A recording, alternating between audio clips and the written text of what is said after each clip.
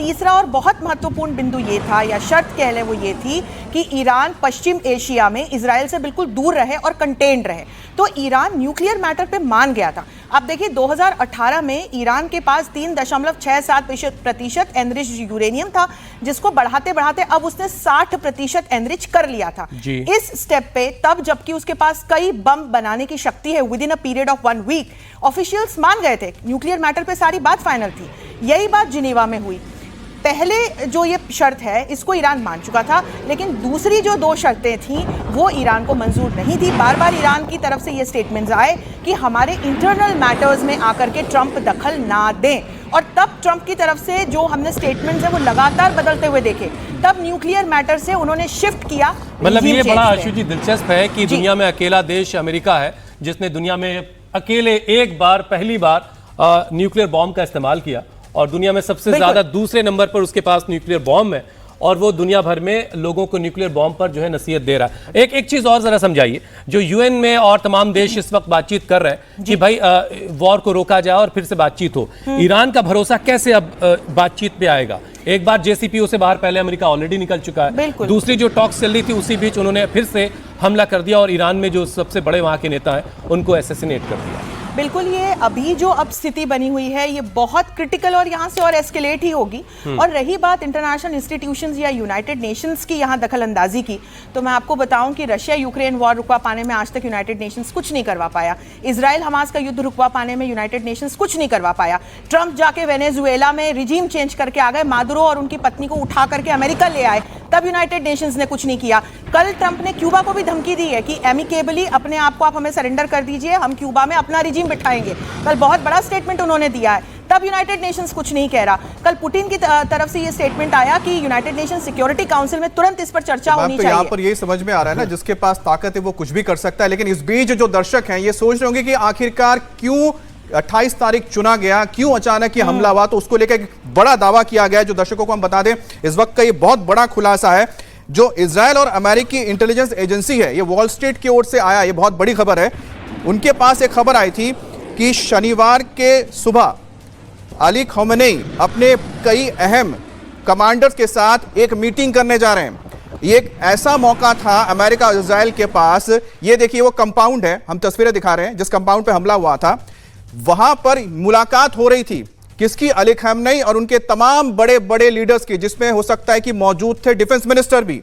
और अमेरिका और इजराइल के पास एक ऐसा मौका था कि एक बार में हमला करके वो पूरी तरह से उनके टॉप लीडरशिप को साफ कर सकते थे। इसके लिए उन्होंने उस कंपाउंड पर, जो तस्वीर आप देख रहे हैं, अली खमेनी जहां रहते थे उनका जो कंपाउंड है, यहां पर 1-2 नहीं 30 बॉम्ब्स गिराए गए थे। 30 बॉम्ब्स प्रिसाइसली यहां गिराए गए थे।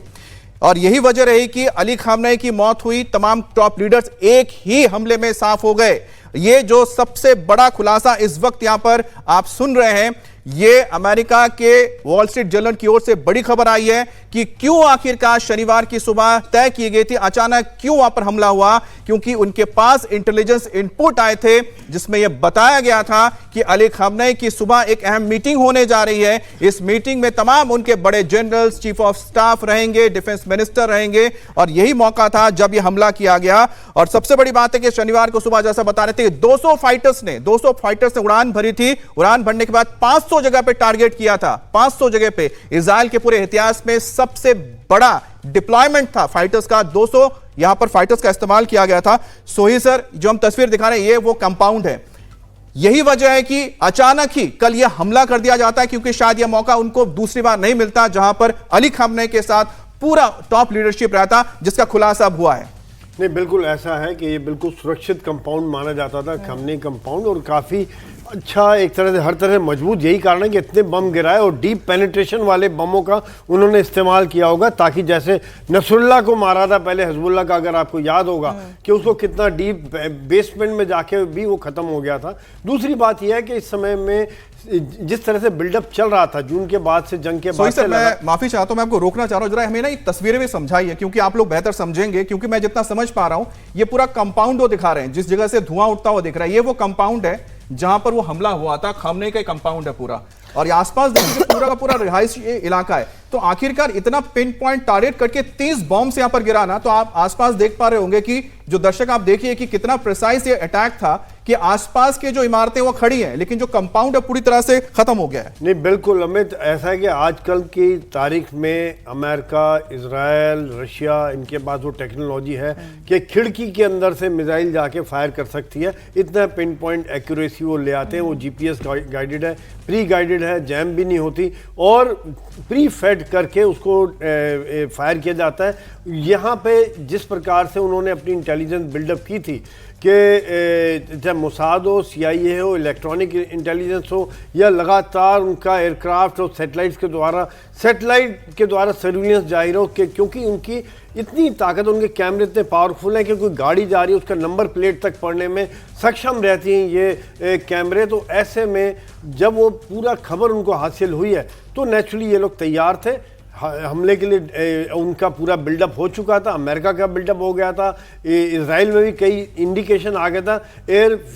मिड एयर रिफ्यूलिंग वाले एयरक्राफ्ट भी काफ़ी लैंड हो गए थे। तो उसके बाद जो उन्होंने प्लान किया, एयरक्राफ्ट लॉन्च किया है, डेफिनेटली ये प्री प्लान था, इंटेलिजेंस बेस्ड था। और एक उन्होंने रेजिम चेंज जो इनका उद्देश्य रहा था शुरू से, क्योंकि रेजिम चेंज होने से काफ़ी मसला हल हो जाता है अमेरिका और इसराइल का, कि नई रेजिम उनकी डॉटेड लाइन पे साइन करने को तैयार हो जाएगी कि हाँ भाई मैं मिसाइल की रेंज कम करता हूँ, मैं न्यूक्लियर डील पे साइन करता हूँ, मैं हिजबुल्लाह को मदद नहीं करूँगा, S-3 को मदद नहीं करूँगा, ये सब चीज़ें होंगी। लेकिन यहाँ पर एक सवाल जो होता है, रेजिम चेंज क्या इतना आसान रहेगा? क्या आगे वहाँ पे इराक या सीरिया जैसी सिविल वॉर हो जाएगी? क्या वहाँ पर अगला जो लीडर आएगा वो एक्सेप्टेबल होगा? क्या ये बाहर से किसी लीडर को लेकर आएंगे? ये अभी देखा जाएगा। अगले 24 घंटे काफ़ी महत्वपूर्ण है। लेकिन एक बात में देखो, जिस प्रकार से उन्होंने अटैक किया, अभी फिर बैलिस्टिक मिसाइल के द्वारा इराक में अटैक किया, यानी कि उनका अभी एक जो सोच है कि डिस्ट्रक्शन नहीं, हम लोग जो देख रहे हैं, क्योंकि देखिए सबके दिमाग में यही आ रहा है कि वो ईरान जो लगातार ये कहता रहा कि हमारे पास इतने मिसाइल, हमारे पास लॉन्ग रेंज मिसाइल है। कल जब हमला होता है, उस हमले के दौरान शाम सर जब हमला होता है तो सब हक्के बक्के रह जाते हैं, क्योंकि हम ये समझने की बार बार कोशिश कर रहे हैं कि जैसे कि हम बता रहे हैं कि ATACM जो मिसाइल है, ये जो जिसको हाई मार्स की तरह भी देखा जाता है, ये वो मिसाइल है जिस बैलिस्टिक मिसाइल ने जाके उनके रडार्स को खत्म कर दिया। ये कैसा एक मिसाइल है जिसको वो डिटेक्ट ही नहीं कर पाए, और अगर इन्होंने फायर किया होगा तो इसकी रेंज ऐसा नहीं है कि 200-300 किलोमीटर है, बहुत करीब से फायर किया होगा। तो किस तरह से उन्होंने ये प्लानिंग की, ये हमला हम समझने की कोशिश कर रहे हैं कि रिटेलिएशन ही नहीं हो पाया। प्लानिंग के पीछे का जज्बा पहले ट्रंप का 3 बातें लास्ट टेबल पे जब बात हुई उसमें 3 बातें निकल कर आई थी। उन्होंने कहा कि हम टेम्पररली अपनी न्यूक्लियर इनरिचमेंट को बंद करेंगे, और उसके बाद वो 7 पेज का स्टेटमेंट भी उन्होंने रिट्रैक्ट कर लिया। दूसरी बात, ट्रंप ने कहा था प्रॉक्सीज को फंडिंग करना बंद करो, ये प्रॉक्सीज एक बड़ा प्रॉब्लम है मेरे लिए, डेथ टू अमेरिका का जो सिस्टम है इसको बंद करो, जिसके बारे में कोई क्लियर इंडिकेशन ईरान ने नहीं दिया। और तीसरी बात, मिसाइल टेक्नोलॉजी को डेवलप करने के लिए, बैलिस्टिक मिसाइल्स को बंद करने के लिए, जो कि अमेरिका के लिए खतरा है, उस पर बात करने से ईरान ने बिल्कुल मना कर दिया। ये 3 बातें समझिए, और इसके कारण ट्रंप को ये 47 इयर्स का जो खामनेई का रिजीम था उनके ऊपर खतरा मंडराता दिखा, और उन्होंने कहा अब इसे खत्म करना है। अब बात आती है इजराइल की प्रीएम्प्टिव स्ट्राइक की, तो अवाक सुनकर 24 घंटे लगातार उन्होंने सारे एयर डिफेंस को देखा, सर्वेलेंस देखा, कौन रडार किधर मुंह खोल रहा है, कब ट्रांसमिट कर रहा है, कब चुप हो रहा है, और ये मीटिंग जो सवेरे होने वाली थी उसको भी देखा। और ये भी क्लियर था कि अगर प्रीएम्प्टिव स्ट्राइक नहीं हुई तो पूरे 8 कंट्रीज को जो उसने लिया है, वे इंडिकेशन क्लियर था कि वो अटैक कर देगा। तो उसको रोकने के लिए खामनेई की जो मीटिंग थी उसको पकड़ा गया, और उसके साथ अवाक्स, उसके बाद इलेक्ट्रॉनिक एयरक्राफ्ट के अटैक और सप्रेशन ऑफ एयर डिफेंस, सियाड कहते हैं जिसको, और उसके बाद फाइटर एयरक्राफ्ट और प्रिसाइज अटैक। देखिए खामनेई के घर की जो आप बिल्डिंग की बात कर रही है, ये मिसाइल अटैक जो आप दिखा रहे हैं, ये तो एक लॉन्च पैड की, एक बार सर फिर से हम तस्वीर दिखा देते हैं। खामनेई के घर की जो तस्वीरें आई थी एक बार प्लीज आप दिखाइएगा, क्योंकि सर एक्सप्लेन करेंगे कि किस तरह से खामनेई के घर, यानी कि ईरान के सुप्रीम लीडर के घर को नेस्तो नाबूद किया गया 30 बॉम्ब गिराकर। बिल्कुल, देखिए आप जैसे देख रहे हैं, बॉम्ब से अटैक किया गया, एयरक्राफ्ट से अटैक किया गया। इसलिए किया गया कि मिसाइल्स की अटैक जो है वो दूसरे तरह की डिवास्टेशन करती है, लेकिन प्रिसाइज अटैक चाहिए। तो मैं एक पायलट हूं, मुझे बहुत अच्छा लग रहा है देख के कि ऐसे मौके मिलते हैं जब हम 30 बॉम्ब एक के बाद एक वेव्स में 3-3, 4-4 एयरक्राफ्ट से गिराते हैं। टॉस करते हैं बॉम्ब को और प्रिसीजन अटैक देते सर हैं। मैं बस ये जानना चाहता हूं, क्या यहां पर बंकर बस्टर बॉम्ब्स किए गए थे, इस्तेमाल किए गए थे, कि सीधा अंदर जाके उन्होंने स्ट्राइक किया, ऐसा कुछ था? जैसा आप कह सकते हैं, हर तरह के बम का इस्तेमाल किया गया, क्योंकि बड़ी बिल्डिंग थी और काफी कुछ इसमें सिक्योरिटी होगी, तो बंकर बस्ट बम्बर्स हैं वो भी बॉम्ब गिराए गए होंगे, क्योंकि नीचे तक शायद वो छिपे हों, तो उनकी जो पूरी की पूरी जो भी सिक्योरिटी मेजर्स है उसकी पूरी इंटेलिजेंस मोसाद ने दी होगी, तो इसीलिए तो कह रहे हैं ना 30 से ज्यादा बॉम्ब गिराए गए और कई वेव में गिराए गए हैं, और इसके बाद बैटल डैमेज असेसमेंट भी किया गया है। एयरक्राफ्ट पीछे आते हैं, ड्रोन्स आते हैं जो फोटो लेते हैं उसका, और ये अगले एयरक्राफ्ट को बताते हैं कि कुछ बचा तो नहीं, उसको भी खत्म करो, क्योंकि विंडो जो टाइम का होता है वो बहुत कम होता है। एक बार वेव्स आनी शुरू हुई तो एयर डिफेंस सक्रिय हो जाएगा, दूसरे एक-एक करके सक्रिय हो जाएंगे। जो तस्वीरें आ रही हैं उस तस्वीरों को हम और ज्यादा समझने की कोशिश करेंगे कि पूरी तरह से हमला किस तरह से किया गया था और आगे क्या होने जा रहा है, क्योंकि अब जो हुआ है उसके आगे क्या होगा। लेकिन शोएब हमारे साथ जुड़े हैं। शोएब, आपके पास कुछ अपडेट ईरान से मिल रहा हो कि इस वक्त वहां पर किस तरह की हलचल हुई है, किस तरह की चीजें चल रही हैं?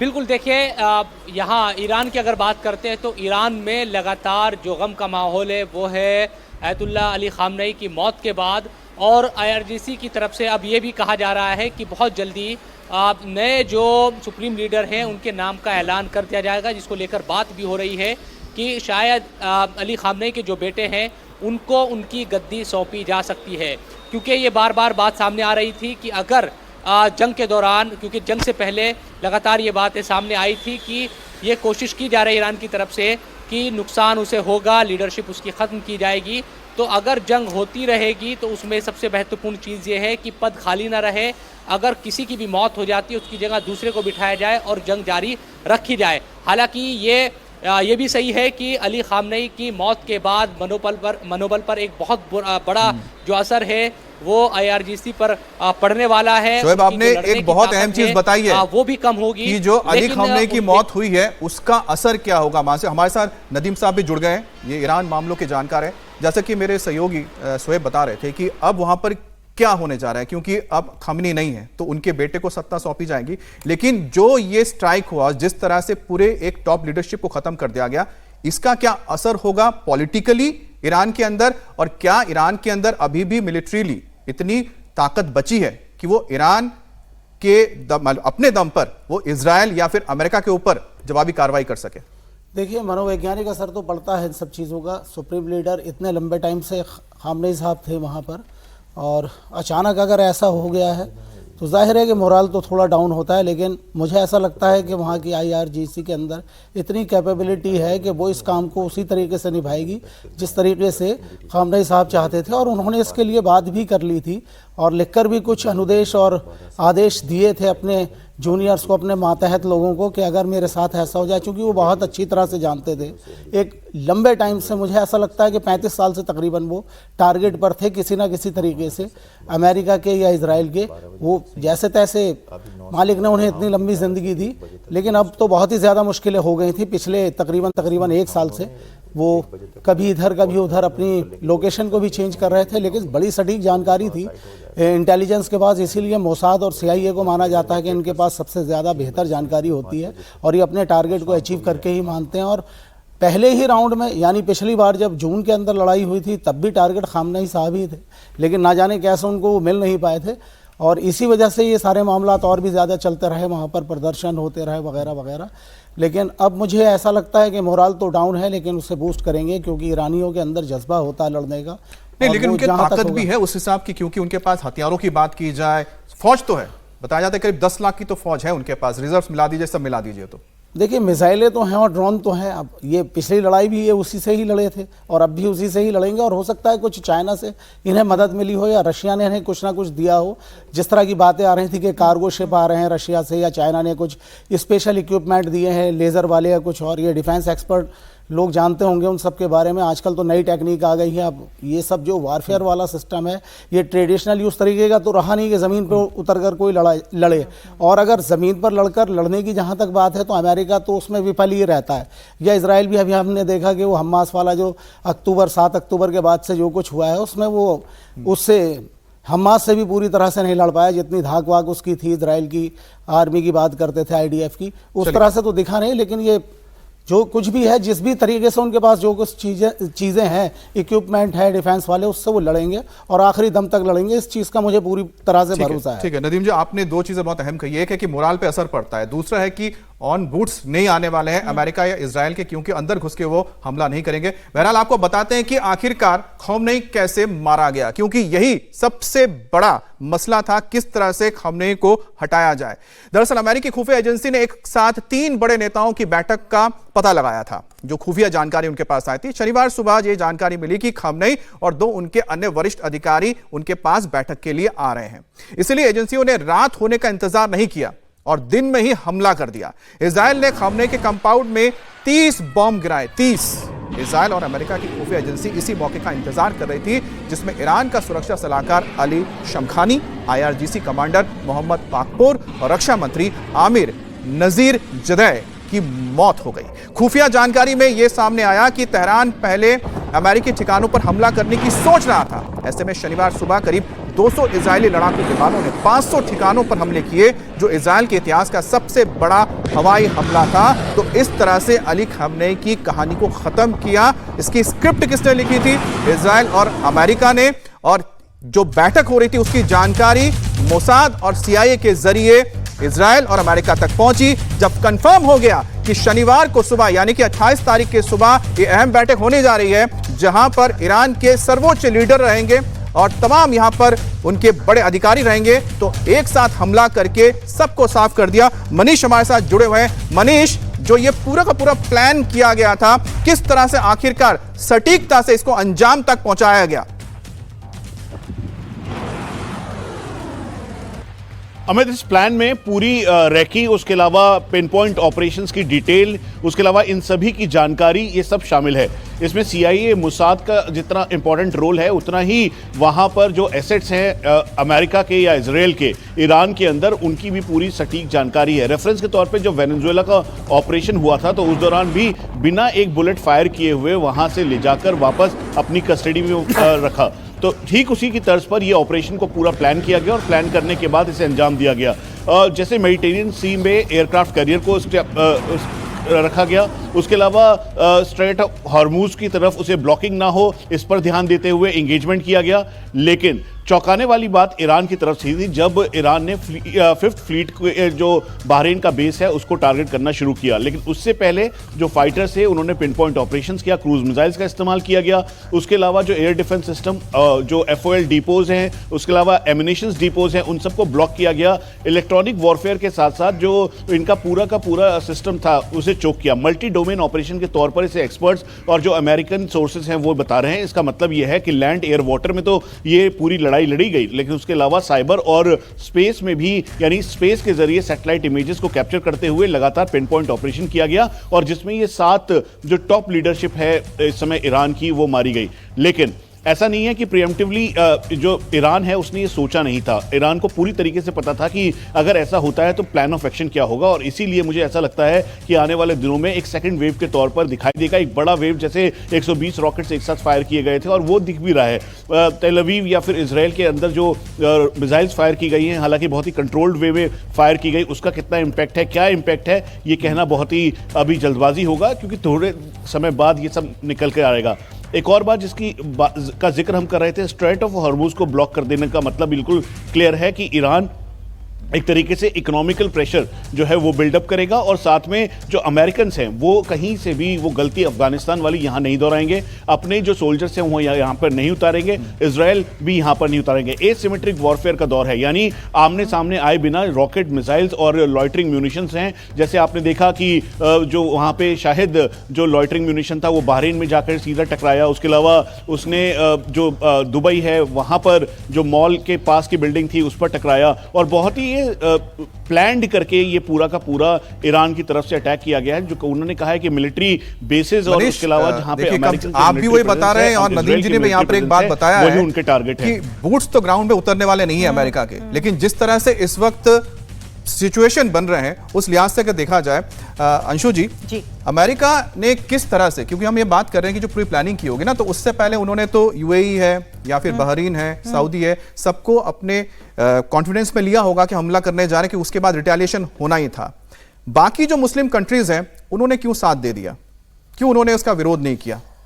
पश्चिम एशिया में हमने लंबे समय से देखा है कि ये शिया और सुन्नी वाला जो विवाद है वो भी कॉन्फ्लिक्ट्स के लिए उत्तरदायी रहा है। ईरान शिया देश है, बाकी के तमाम देश सुन्नी देश हैं, और हमने देखा कि इस एक शिया देश का डर दिखा के ट्रंप ने लंबे समय तक, और अमेरिका ने कहूं पिछले राष्ट्रपतियों ने भी लंबे समय तक अपने हथियार इन सुन्नी देशों को बेचे हैं। और यहां मैं आपको बताऊं कि ईरान ने एक बहुत बड़ी फेटल मिस्टेक कल की, और वो ये कि अपने आसपास के इन तमाम देशों को इस्लामिक वैल्यूज के नाम पर इकट्ठा करने की बजाय इन तमाम 8-9 देशों पर लगातार मिसाइल्स दागी ईरान ने। और ये वो देश हैं, जैसे मैं उदाहरण स्वरूप आपको बताऊं, बहरीन या यूएई, इनके अमेरिका के साथ एमिकेबल रिलेशंस हैं, क्योंकि उनके अपने नेशनल इंटरेस्ट्स वहां पर वेस्टेड हैं, और ये देश नहीं चाहते कि ईरान एक न्यूक्लियर बॉम्ब पावर्ड देश बने। ये भी एक कारण है। तो बहुत सारे इंटरट्वाइंड रीजंस थे जिसकी वजह से इन तमाम देशों में अमेरिका की बेस है। ईरान के आसपास देखें तो 19 बेस है अमेरिका की, और 6 तो हर प्रकार से घातक बेसिस हैं। और फिर यदि हम ईरान की ओर जाते हैं तो वो जो शिया और सुन्नी वाला एंगल आ जाता है, उस वजह से पहले ही इन तमाम देशों के साथ में रिश्ते, हम ये नहीं कह सकते कि बहुत ही घनिष्ठ थे। तो कल जब ईरान ने चुना इन देशों पर आक्रमण करना, वहां से ईरान का मैं कहूं भाग्य, या वहां से जो आगे का अमेरिका के लिए एक्शन था वो आसान हो गया, और उसके बाद चीजें बहुत तेजी से हमको बदलती हुई दिखाई पड़ी। और एक और फेटल मिस्टेक ईरान ने कल की है। मैं लगातार कह रही थी कि ईरान को स्ट्रेट ऑफ हॉर्मुज की तरफ नहीं जाना चाहिए। थोड़ी देर में बताऊंगी आपको कि वहां पर क्या इंटरेस्ट वेस्टेड है पूरी दुनिया के। जाहिर सी बात है कि वो सबको पता है कि वहां पर दुनिया के लिए जो तेलों की आवाजाही होती है, सऊदी के तेल वहां से जाते हैं, बहरीन के तेल वहां से जा रहे हैं, कुवैत के तेल वहां से जा रहे हैं, पूरी दुनिया को लगभग, इसके अलावा 50% ऑयल एंड गैस जो चीन के पास जा रहा है, वो भी यहीं से वो जाता वहां है। से आ रहा है। और चीन के इस वक्त मिसाइल्स और हथियार इस्तेमाल कर रहा है ईरान। तो स्ट्रेट ऑफ हॉर्मुज को यदि चोक करता है तो apart from the conventional reasons, वो ईरान को, चीन को इरिटेट करेगा, और ये गलती फिर ईरान ने कर दी। आपके कहने का मतलब ये है कि फिलहाल ईरान ने अपने लिए, अपने ही मिडिल ईस्ट में ना ही अपने लिए कोई दोस्त छोड़ा है, जो उसका एक दोस्त हो सकता था चाइना, वो भी हो सकता है कि इस वक्त ईरान के साथ खड़ा ना हो। इस बीच आपको एक और ताजा अपडेट दे देते हैं, बड़ी खबर आ रही है। ईरान पर आईडीएफ के एक्शन को लेकर बड़ी खबर है। इजराइल ने कहा है कि उसने हमलों की योजना बनाने के लिए महीनों तक अमेरिका के साथ मिलकर काम किया था। अमेरिकी सेना ने कहा है कि ईरान में जिन टारगेट को हिट किया गया उनमें रेवोल्यूशनरी गार्ड कमांड सेंटर था, एयर डिफेंस सिस्टम थे, मिसाइल और ड्रोन लॉन्चर साइट्स थे, और सनई हवाई अड्डे शामिल थे। पहला हमला खामनेई के कंपाउंड के पास हुआ। इजराइल और अमेरिका के पास पुख्ता जानकारी मिली थी कि खामनेई उसके टॉप लीडरशिप के साथ अपने कंपाउंड में मौजूद है, मीटिंग कर रहे हैं। ये इंटेलिजेंस इजराइल और अमेरिका के पास थी, और इसी को देखते हुए खामनेई के कंपाउंड को निशाना बनाया गया। और किस तरह से हमले हुए इसकी तस्वीर भी हम दिखा रहे हैं कि 30 बॉम्ब्स गिराए गए थे। अब सोचिए कि अमेरिका के हथियार, उसके साथ मिला लीजिए इजराइल के हथियार, तो कुल मिलाकर 200 यहां पर फाइटर्स थे इजराइल के, और उतनी ही संख्या रही होगी अमेरिका की। तो लगभग अब अंदाजा लगाइए कि कितनी बड़ी तादाद में फाइटर्स ने उड़ान भरी होगी और एक एक करके हमले की। अब देखिए यहां पर किस तरह से एक मिसाइल लॉन्चर व्हीकल को तबाह किया जा रहा है। ये तस्वीरें जारी की गई हैं आईडीएफ की ओर से और साथ ही अमेरिका की ओर से। देखिए ये एक सैल्वो था जो अंडरग्राउंड रहता है। यहां पर अमेरिका के युद्धपोत को देख रहे हैं जहां से टोमाहॉक मिसाइल दागे जा रहे हैं, जैसे हमें श्याम सर ने बताया। अब देखिए F-35 स्टेल्थ एयरक्राफ्ट यहां से उड़ान भरता हुआ नजर आ रहा है अब्राहम लिंकन से। यहां पर आपको F-15 नजर आ रहे हैं जो उड़ान भर रहे थे। और ये देखिए जो आपको तस्वीर में नजर आ रहा है, ये एक ऐसी जगह है जहां पर ड्रोन्स रखे गए थे ईरान के। वो ड्रोन साइट को भी पूरी तरह से तबाह कर दिया गया। ये देखिए रडार है, रडार को यहां पर तबाह कर दिया गया। तो एक एक करके पूरे रणनीति के तहत अमेरिका और इजराइल ने पूरे के पूरे ईरान के जो जो भी डिफेंसिव सिस्टम थे उनको पूरी तरह से तबाह कर दिया। सोही सर, ये तस्वीर हम जो देख रहे हैं इसको प्लानिंग करने में बहुत वक्त भी लगा होगा, लेकिन जब प्लान कर रहे थे तो आप हर तरह से प्लान करते हैं ना कि हो सकता है कि हम जो चाहते हैं वो ना हो। तो ऐसे में उन्होंने अपने बैकअप के लिए क्या रखा है, और बैकअप के लिए हम यह मान सकते हैं कि जो उनके बेसिस थे, चाहे वो यूएई में हो, कतर में हो, इसका इस्तेमाल किया जाता? नहीं, बिल्कुल ऐसा है अमित। यहाँ पे अमेरिका और इजराइल ने हमला और डिफेंस यानी कि तलवार और ढाल दोनों की तैयारी काफ़ी पुख्ता की थी, कि क्योंकि जिस हिसाब से उन्होंने इंतजार किया